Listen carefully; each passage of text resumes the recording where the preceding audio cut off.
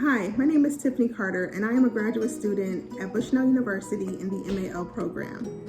This is my video presentation on Federal Title IV Student Aid Program for the course History of Higher Education and Current Practice. What is Title IV funds?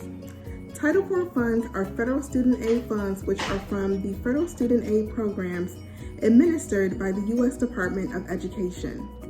Title IV funding includes direct subsidized and unsubsidized loans, direct graduate plus loans, direct plus loans, federal Pell Grants, federal supplemental educational opportunity grants, federal Perkins loans, and teach grants. It does not include scholarships from universities and colleges or other private organizations. Let's move on to the history of Title IV funding.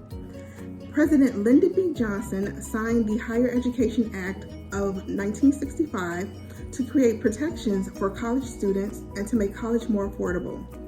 It also increased the number of government dollars allocated for federal loans, scholarships, and more. One of the most significant parts of the law is Title IV section. It is designed to ensure that a school provides quality instruction and can help students secure a good job after graduation.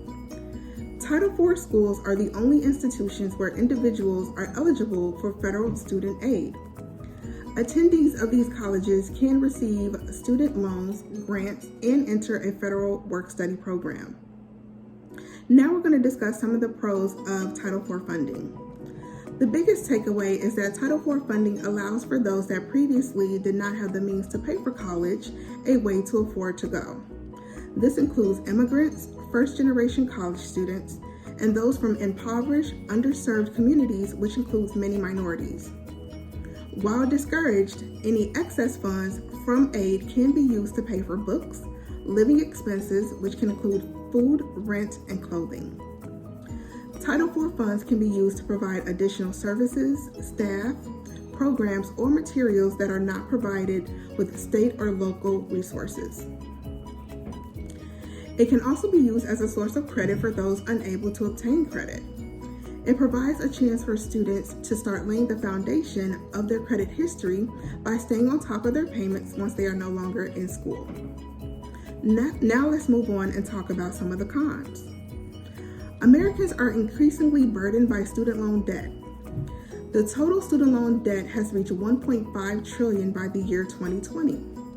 Over 44 million Americans are encumbered by the debt of their student loans with delinquency rates over 11%. The penalties for defaulting on loan payments include added fees, added interest, and wage garnishment. Taking out student loans means you are starting out your adult life with debt.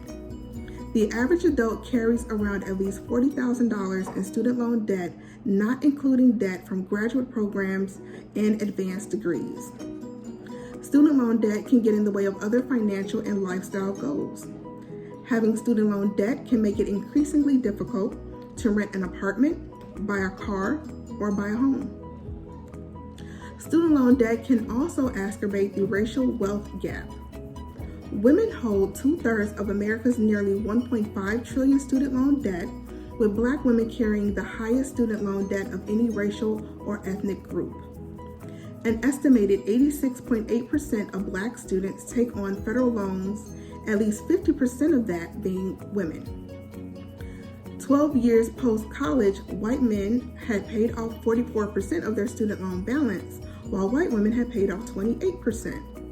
Within the same 12-year time frame, Black women saw their loan balances actually increasing by 13% on average due to the interest compounding on their debt. For Black men, their balances grew by 11% on average. What can we do to change this trajectory? We need to start educating young adults before they go off to college or trade school so that they are able to make the best informed decisions. They need to know what the typical earnings are in their field of study, what will be the monthly student loan payments, and how student loan interest works. Students also need to feel connected to the loans, possibly through career counseling, where students are walked through the numbers and understand the debt they will incur in the context of their future earnings and expenses. Lastly, we need to teach young adults to get out of the mindset that student loans are good debt. Debt is debt. It means that you owe someone money. And depending on the status of your loans, how well you are at repaying that debt. Limit borrowing so that future monthly payments don't consume over 10% of take-home pay. In conclusion, be it lifting people out of poverty or helping struggling Americans make ends meet, student loan debt can be a blessing for many people, as not everyone has the luxury to afford to go to college and pay out of pocket.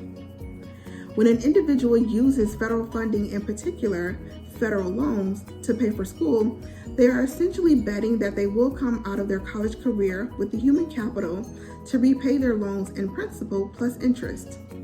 But it is also imperative that students and their families receive the tools, resources, and knowledge needed to be able to make an informed decision. This will allow a student to hopefully avoid the personal and the financial stress that can come from the irresponsible misuse of Title IV funding. Thank you for your time. Have a great day and be safe.